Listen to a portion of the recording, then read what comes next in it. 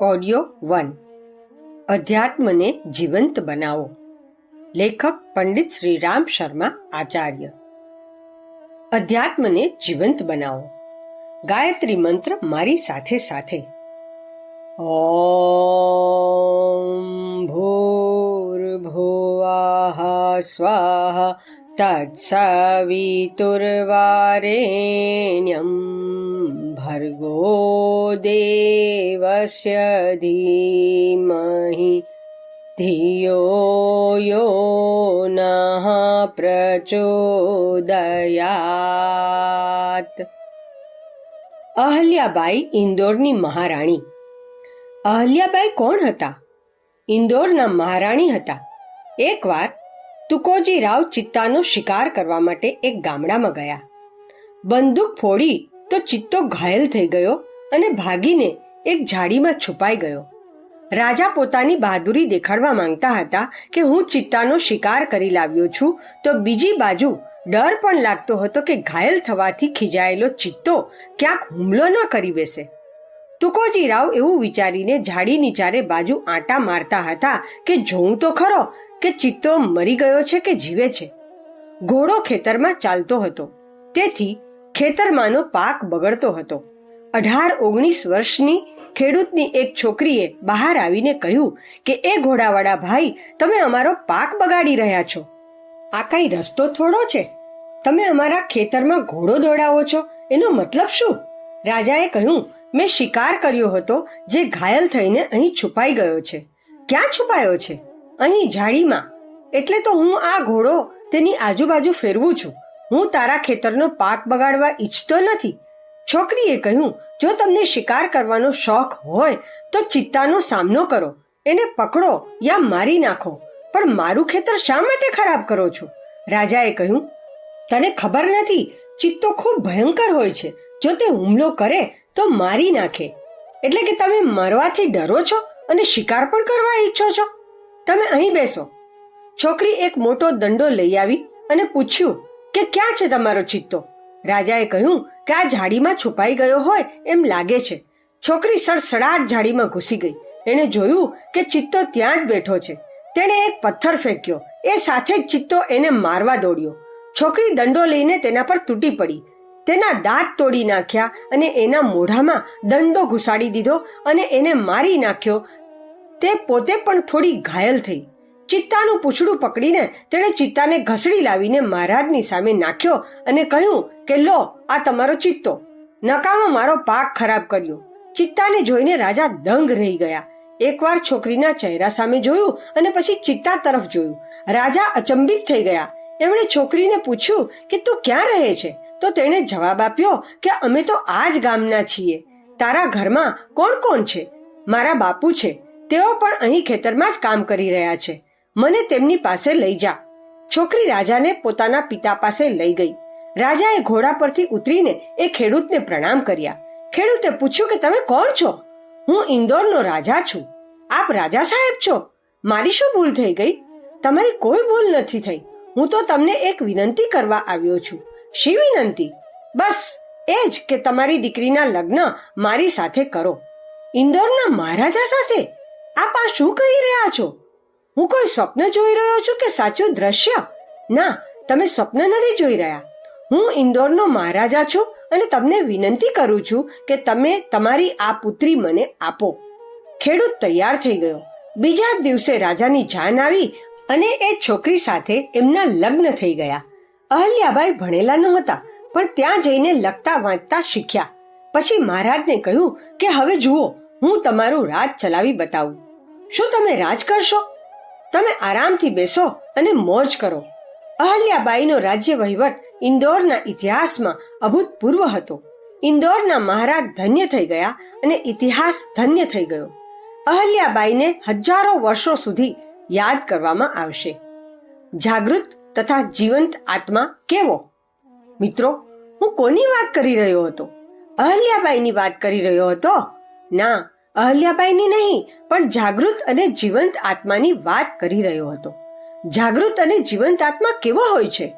બહાદુર, સાહસિક, સંકલ્પવાન, ઉત્કૃષ્ટ અને આદર્શવાદી હોય છે. એને ઇન્દોરવાળી રાણીની ઉપમા આપી શકું છું. તમે ઇન્દોરવાળી રાણીની ઉપમા કોના માટે આપો છો? જીવાત્મા માટે. અને ભગવાનની ઉપમા કોને આપશો? તુકોજી રાવને. એવો જીવાત્મા જેનામાં ત્યાગ હોય, શૌર્ય હોય, બલિદાનની ભાવના હોય, ઉત્કૃષ્ટતા તથા આદર્શવાદિતા હોય. ભગવાન એને હાથ જોડી શકે છે, એની ખુશામત કરી શકે છે. કોની? એ માણસની કે જેનામાં સંકલ્પ હોય. રામકૃષ્ણ પરમહંસ વારંવાર વિવેકાનંદને ત્યાં જતા હતા, હાથ જોડતા હતા અને કહેતા હતા કે બેટા, જો મારું બહુ મોટું કામ અટવાઈ પડ્યું છે, તું મારી સાથે આવે છે કે નહીં? હજુ તો મારે બીએની પરીક્ષા આપવાની છે. તમે વારંવાર શું કામ આવો છો? જ્યારે મને ઈચ્છા થશે ત્યારે હું આવી જઈશ. ના બેટા, તારી ઈચ્છાથી કામ નહીં ચાલે. તું સમજતો નથી કે તું કયા કામ માટે આવ્યો છે અને તારા વગર મારું કેટલું બધું કામ અટકી પડ્યું છે. મહારાજ, હજુ તો મારે નોકરી કરવાની છે. ના બેટા, તારે નોકરી નથી કરવાની, તારે તો મારું કામ કરવાનું છે. એક દિવસ તો તેઓ મીઠાઈ લઈને પહોંચી ગયા. લે બેટા, મીઠાઈ ખાઈ લે. આ શેની મીઠાઈ છે? લે, તું મીઠાઈ ખાઈ લે અને મારી સાથે ચાલ. શું હું કોઈ નાનકડું છોકરું છું કે તમે મને છેતરવા આવી ગયા? અરે, તું બાળક તો છે. બાળક નથી તો બીજું શું છે? જાગૃત આત્મા, જીવંત આત્માઓ કેવા હોય છે? જ્યારે ગુલાબનું ફૂલ ખીલે છે ત્યારે એની ઉપર ભમરા આવીને બેસે છે, પતંગિયા આવે છે, બધા દૂર દૂરથી એની સુગંધ મેળવવા આવે છે. પ્રાર્થનાથી નહીં, પ્રાણ ભર્યા સ્પર્શથી મળે છે સફળતા. મિત્રો, હું તમને કહેતો હતો કે તમે જો ફૂલની જેમ ખીલી શકતા હો તો ખીલો. અમે તો ભગવાનને પ્રાર્થના કરીશું. ના બેટા, ભગવાનને પ્રાર્થના કરવાની કોઈ જરૂર નથી. ભગવાન તને પ્રાર્થના કરશે. મેં તો સાંભળ્યું છે કે પ્રાર્થનાથી મોટા મોટા કામ થઈ જાય છે. હા બેટા, થઈ જાય છે. પ્રાર્થનાની મહત્તા મેં પણ સાંભળી છે. શું સાંભળ્યું છે તમે? હું કંદોઈની દુકાને જાઉં છું અને પ્રાર્થના કરું છું કે કંદોઈ સાહેબ, મારે 1 કિલો જલેબી જોઈએ છે. અચ્છા સાહેબ, ગરમા ગરમ છે, એકદમ સરસ જલેબી છે, લો. એક હાથે એણે જલેબીનું પડીકું પકડી રાખ્યું અને બીજો હાથ મારી સામે ધર્યો. લાવો પૈસા. અરે, તું પૈસા માંગે છે? મેં તો સાંભળ્યું હતું કે પ્રાર્થના કરવાથી જલેબી મળી જાય છે. અરે ભાઈ, તમને કોઈકે ખોટું સમજાવ્યું છે. મહારાજ, 1.25 લાખના અનુષ્ઠાનથી લક્ષ્મી મળી જાય છે. આ ખોટું છે બેટા. 1.25 લાખનું અનુષ્ઠાન શું છે? પ્રાર્થના છે.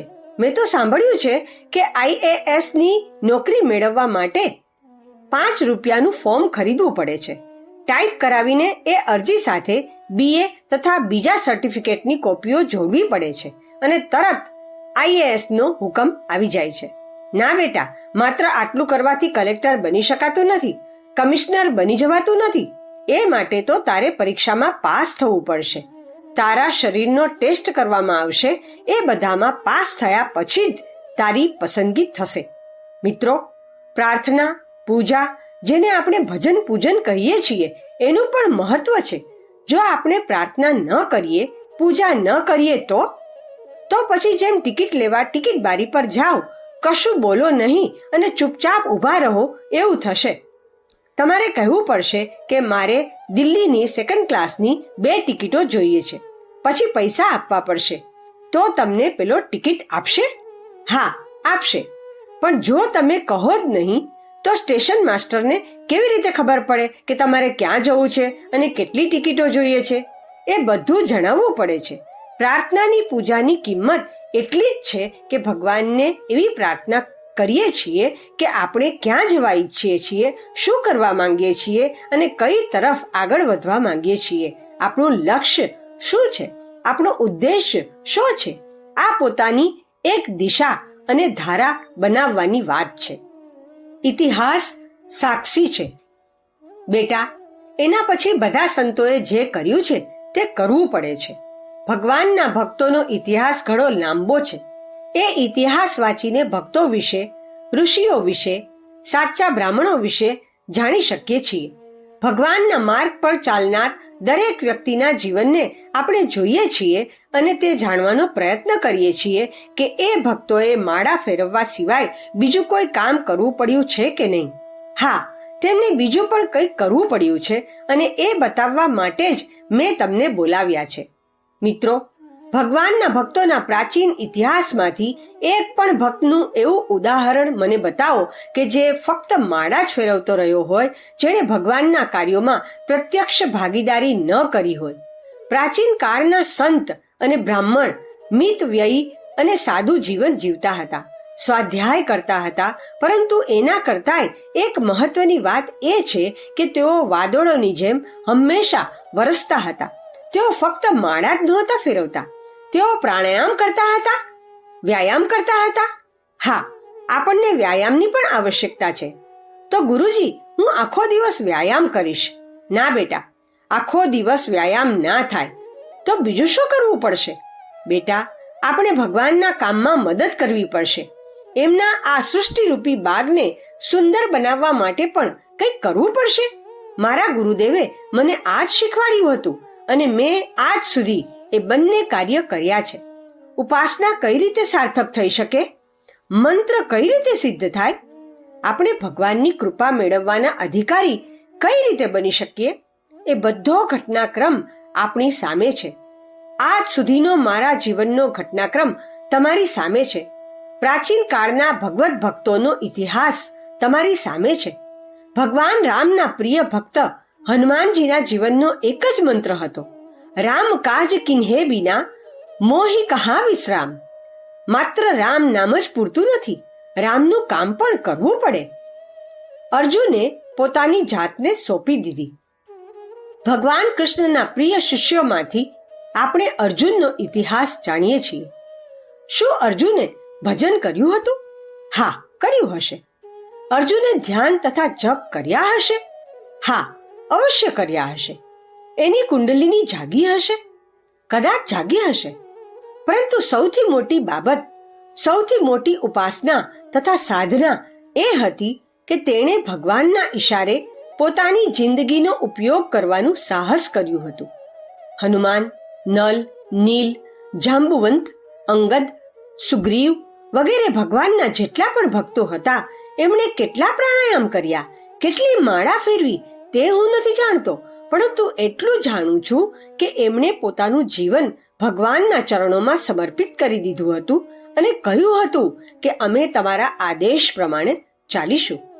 મિત્રો, આજનો સમય કંઈક આવો જ છે, એટલે જ મેં તમને બોલાવ્યા છે. ભગવાન આપણી પાસેથી કંઈક ઈચ્છે છે. આ પુનર્ગઠન વર્ષમાં ભગવાનને એક નવી સ્ફુરણા થઈ છે. મહાકાળે એક નવો નિર્ણય કર્યો છે. એમણે તમારા જેવા જીવંત અને જાગૃત આત્માઓને વિશેષ રૂપથી બોલાવ્યા છે. તમે પોતાને ઓળખતા નથી, પણ હું તમને જાણું છું. તેથી વારંવાર તમને પત્રો લખ્યા છે. હનુમાન પોતાને જાણતા નહોતા કે તેઓ કોણ છે.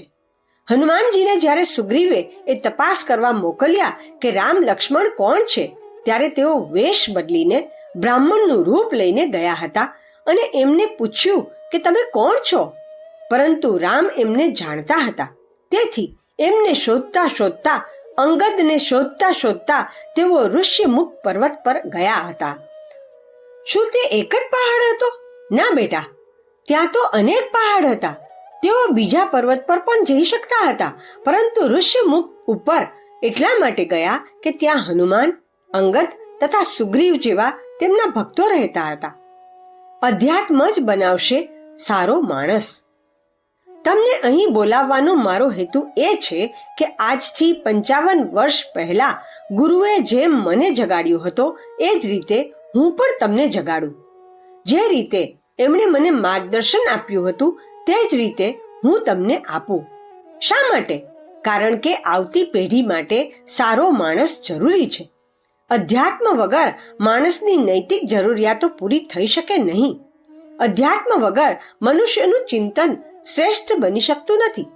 અધ્યાત્મ વગર મનુષ્યના કાર્યોમાં નૈતિકતાનો સમાવેશ થઈ શકતો નથી. આજની પરિસ્થિતિઓ ખૂબ ગૂંચવાતી જાય છે અને મનુષ્ય વધુ હેરાન થતો જશે. આ મુશ્કેલીનો બીજો કોઈ ઉકેલ નથી. મિત્રો, આપણું મન રાત દિવસ વિક્ષુબ્ધ અને અશાંત રહે છે. દિલ ધડકતું રહે છે.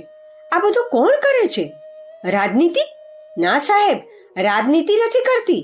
અમારા છોકરા જ દ્રોહી અને ઉત્પાતિયા બની ગયા છે. અમારું કહેવું જ નથી માનતા. પતિ પત્ની વચ્ચે એવા ભયંકર ઝઘડા થાય છે કે જો એમને છોકરા ન હોત તો સ્ત્રી છૂટાછેડા લઈને ઘર છોડીને જતી રહી હોત. ઘરમાં કલેશ ચાલતો રહે છે અને એ કંકાસથી બધા સુકાતા જાય છે. કોણ એમને બાળે છે?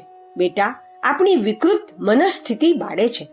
વિકૃત મનસ્થિતિને સુધાર્યા વગર માનવીય સમસ્યાઓનું કોઈ સમાધાન થવાનું નથી. વ્યક્તિ કે કુટુંબની સમસ્યાઓનું, રાજનૈતિક કે સામાજિક સમસ્યાઓનું કોઈ સમાધાન થવાનું નથી. વ્યક્તિને જ સુધારવી પડશે. મિત્રો, વ્યક્તિને સુધારવાની એક જ રીત છે, જેનું નામ છે અધ્યાત્મ. આ અધ્યાત્મને જીવંત રાખવા માટે મારે અને તમારે ભેગા મળીને પ્રયત્નો કરવા જોઈએ. આજે ભગવાને મહાકાળે એક જ પોકાર પાડ્યો છે કે મનુષ્ય જાતિના બગડી રહેલા ભવિષ્યને સુધારવા તથા સાચવવા માટે અને ઉજ્જવળ ભવિષ્યની સંભાવનાઓને સાર્થક કરવા માટે આપણામાંથી દરેક જીવંત અને જાગૃત આત્માએ પ્રયત્નો કરવા જોઈએ કે જેથી અધ્યાત્મને જીવંત રાખી શકાય. અધ્યાત્મને કઈ રીતે જીવતું રાખી શકાય? અધ્યાત્મનું શિક્ષણ કઈ રીતે આપી શકાય? આધ્યાત્મિક પ્રવૃત્તિઓને કઈ રીતે આગળ ધપાવી શકાય? બેટા, અધ્યાત્મ એ વાણીનો વિષય નથી. જો તે વાણીનો વિષય હોત તો આજ સુધી એક એકથી ચડિયાતા અનેક પંડિતો અને કથાકારો થઈ ગયા છે. એક એકથી ચડિયાતી જ્ઞાનવાન પ્રતિભાઓ પડેલી છે.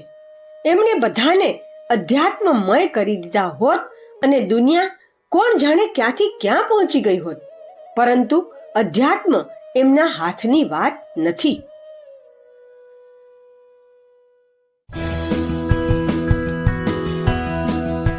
ઓડિયો 2. આ એક વિશેષ સમય છે. સાથીઓ, અધ્યાત્મના વિસ્તારનું કાર્ય આપણે સૌએ કરવાનું છે. આનું લોક શિક્ષણ કરવા માટે આપણે આપણા વ્યક્તિગત જીવનને ફરીથી ઠીક કરવું પડશે. સળગી રહેલો દીપક જ પ્રકાશ ઉત્પન્ન કરી શકે છે. આપણે કેવી રીતે પ્રકાશ ઉત્પન્ન કરી શકીશું? તમે તમારી અંદર પ્રકાશ ઉત્પન્ન કરો, ત્યારે તમે બીજાને પ્રકાશ આપી શકશો. દુનિયામાં આપણે આધ્યાત્મિકતા ફેલાવીશું. આ આજની સૌથી મોટી જરૂરિયાત છે. મહાકાળે તમને બોલાવ્યા છે અને કહ્યું છે કે તમે એક વિશેષ વ્યક્તિ છો. આ એક વિશેષ જવાબદારી છે. આપણા મહોલ્લામાં જો કોઈ અગ્નિકાંડ થઈ જાય તો આપણે આપણા પૂજા પાઠ પણ છોડી દઈએ છીએ, સ્નાન ભોજન પણ છોડી દઈએ છીએ અને ડોલમાં પાણી ભરીને આગ ઓલવવા માટે નીકળી પડીએ છીએ. આ એવો જ સમય છે જેમાં હું અને તમે રહીએ છીએ. આ સમયનો યુગ ધર્મ, આપત્તિ ધર્મ એ છે કે આપણે આપણા સામાન્ય જીવન કરતા વિશેષ સમય પર ધ્યાન આપવું જોઈએ. ભગવાનના પોકાર પર ધ્યાન આપવું જોઈએ. મહાકાલ દ્વારા આ સંવેદનાઓ ફેલાવવામાં આવી રહી છે અને ખાસ કરીને જાગૃત આત્માઓની અંદર જે હલચલ અને સ્પંદન ઉત્પન્ન કર્યા છે તે તરફ મારે અને તમારે ધ્યાન આપવું જોઈએ. આ ખૂબ ઉપયોગી સમય જાગરણનો સમય છે, યુગ સંધ્યાનો સમય છે. જે લોકો યુગ સંધ્યાનું મૂલ્ય સમજી શકતા નથી અને ઉપેક્ષા કરતા રહે છે તેઓ પાછળથી પસ્તાય છે. મિત્રો, થોડા સમય પહેલા ગાંધીજીનું સ્વરાજ્ય આંદોલન આવ્યું હતું. તેમાં જાગૃત આત્માઓ આગળ આવી ગયા હતા અને સત્યાગ્રહ માટે કાર્ય કરી રહ્યા હતા. આખી દુનિયા કહી રહી હતી કે એ નુકસાન ભોગવશે. આવું કહેનારાઓમાં મિત્રો, પડોશી અને સંબંધી પણ હોય છે. એ બધા જ કહેતા હતા કે આપ બેવકૂફી ભર્યું પગલું ભરી રહ્યા છો. પરંતુ બેવકૂફીનું પગલું ભરનારાઓએ સમયને જોયો, જાણ્યો અને જાણ્યા પછી શું હતા ને શું બની ગયા તમે જોયું? એક નાના સરખા વકીલ વલ્લભભાઈ પટેલ શું ને શું બની ગયા? હિન્દુસ્તાનના ગૃહમંત્રી નાના સરખા મૌલાના અબ્દુલ કલામ આઝાદ શું બન્યા? હિન્દુસ્તાનના શિક્ષણ મંત્રી પંડિત જવાહરલાલ નહેરુ એક વકીલના દીકરા હતા, તેઓ શું બન્યા? પ્રધાનમંત્રી બની ગયા અને ક્યાંથી ક્યાં પહોંચી ગયા. મિત્રો, જેમણે સમયને જોયો, સમયનો પોકાર સાંભળ્યો અને સમયની સાથે સાથે આગળ આવ્યા તેઓ નફામાં રહ્યા. જેઓ સમય ચૂકી ગયા તેઓ રડતા રહ્યા અને કહે છે કે અમે પણ 6 મહિના જેલ જઈ આવ્યા હોત તો 200 રૂપિયાનું પેન્શન અમને પણ મળત અને અમે પણ સ્વતંત્રતા સેનાની બની જાત. કેમ તમે ન ગયા? હવે શા માટે ફરિયાદ કરી રહ્યા છો? મિત્રો, આ સાહસિકોનો, બહાદુરોનો, શૂરવીરોનો રસ્તો છે. એટલા માટે સાહસિકોનો રસ્તો બતાવવા માટે મેં આપને બોલાવ્યા છે. તમે જો બીજાની જેમ હિંમત કરશો તો વૃક્ષની જેમ જ ફાલવા માટે આ યોગ્ય સમય છે. આ જ અવકાશ છે. આના કરતા સુંદર સમય કદાચ ફરી ક્યારેય તમારી જિંદગીમાં આવવાનો નથી. મારા બોલાવવાનો આશય, મારી જિંદગીમાં તો સારો સમય આવ્યો હતો આજથી 55 વર્ષ પહેલા, જ્યારે મારા દેવદૂત, મારા ગુરુ મારી પાસે આવ્યા હતા.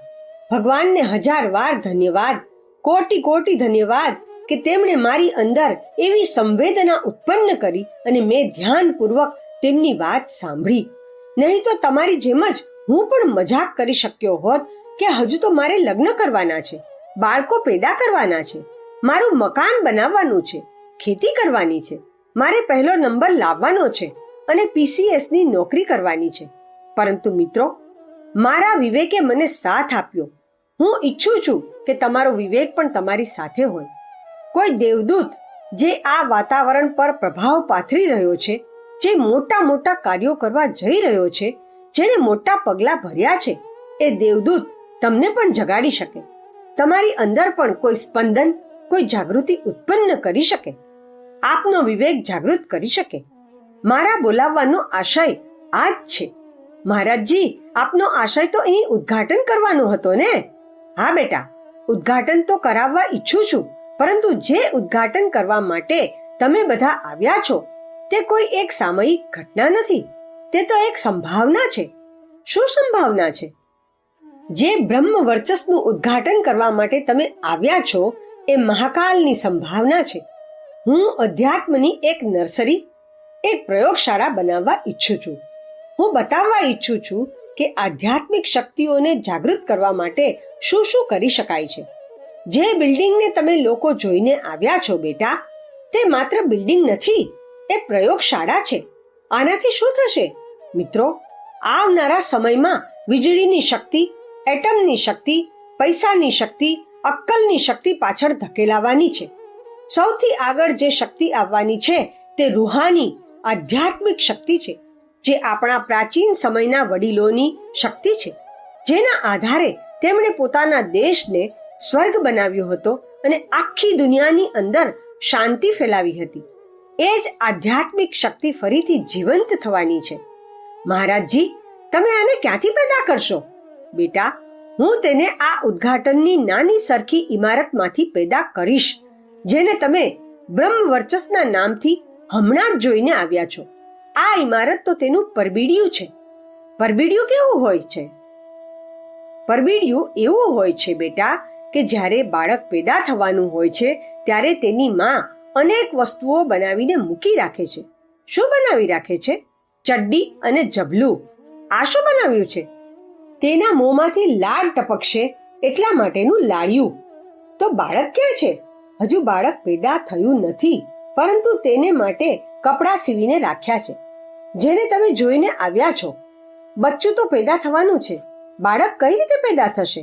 બેટા, બચ્ચું એ રીતે પેદા થશે કે અહીં ઉપાસના કરવા માટે જે વ્યક્તિ આવશે તેની અંદર હું એ અધ્યાત્મ પેદા કરવાનો પ્રયત્ન કરીશ, જેને જીવંત અધ્યાત્મ કહે છે. જીવંત અધ્યાત્મ પેદા થશે. જીવંતનો શું મતલબ છે? આ અધ્યાત્મની લાશ, જેને લઈને તમે ફરી રહ્યા છો. કઈ લાશ? આ જ નાકમાંથી હવા કાઢવા વાળી લાશ. તો શું આ અધ્યાત્મ નથી? ના બેટા, આ અધ્યાત્મ નથી. આ તો એની લાશ, એનું કલેવર છે. કલેવરનું અધ્યાત્મ કેવું હોય છે? અધ્યાત્મ બેટા સિદ્ધાંતો તથા આદર્શોનું નામ છે, હિંમતનું, બહાદુરીનું નામ છે અને શ્રેષ્ઠતાને જીવનમાં ધારણ કરવાનું નામ છે.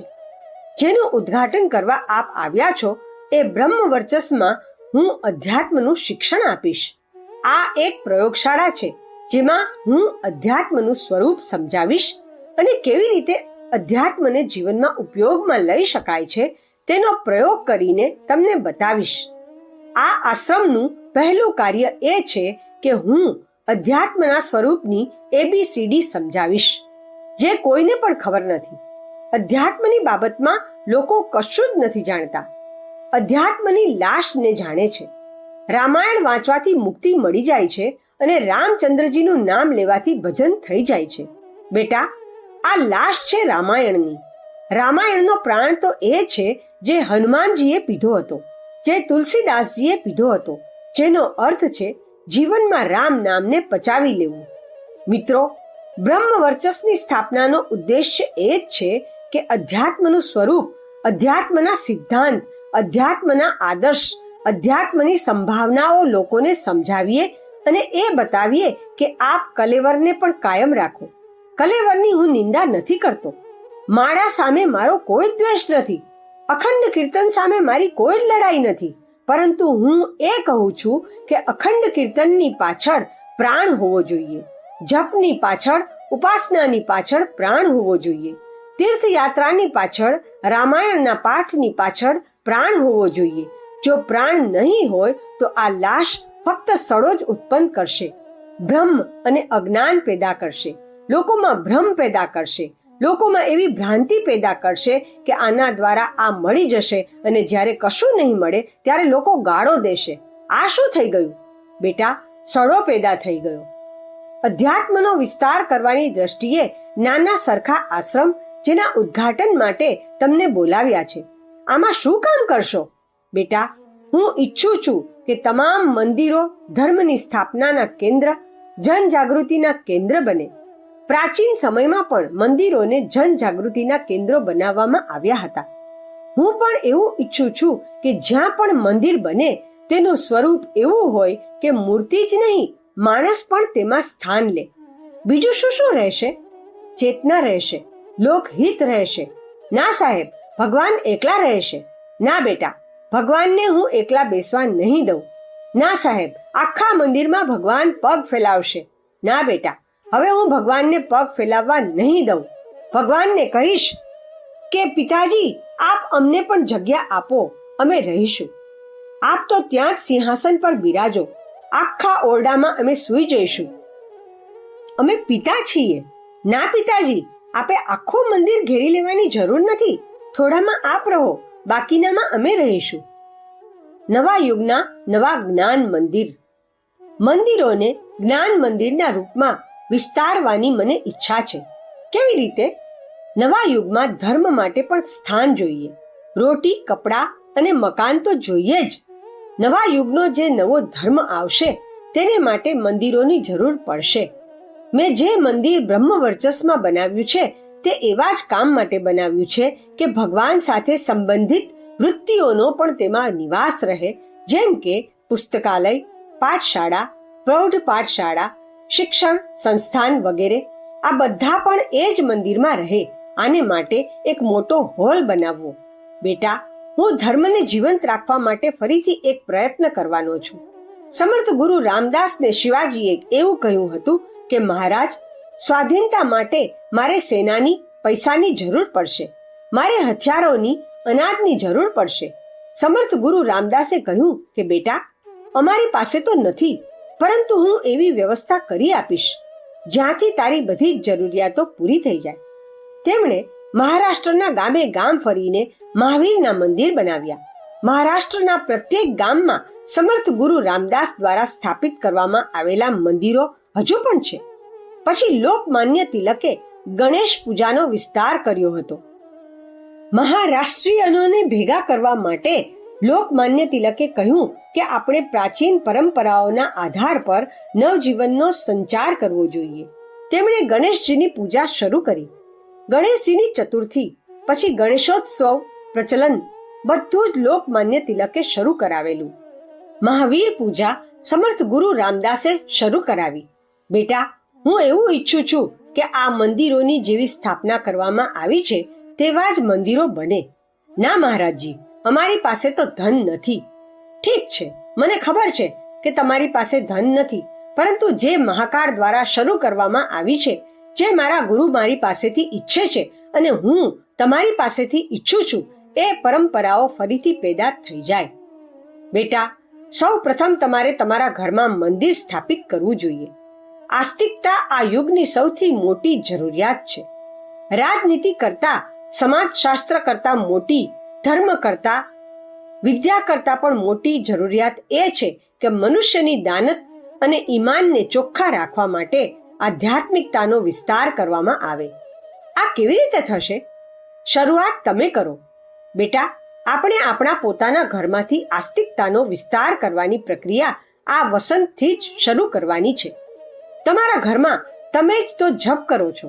હા સાહેબ, હું કરું છું. અને તમારી પત્ની? ના સાહેબ, તે તો નથી કરતી. અને તમારા બાળકો? ના સાહેબ, તે તો સાંભળવા માટે પણ બિલકુલ તૈયાર નથી. અને તમારા ભાઈ? ભાઈ તો ગાળો દે છે. અને ભાભી? ભાભી તો બસ મોં ફેરવી લે છે. તો જપ કોણ કરે છે? હું એકલો જ કરું છું. તો બેટા, એક ચણો શું ભઠ્ઠી તોડી શકશે? એક ચણો ભઠ્ઠી તોડી શકતો નથી. પ્રચારનું જે કામ સોંપવામાં આવ્યું હતું તે તું તારા ઘરથી શરૂ કર.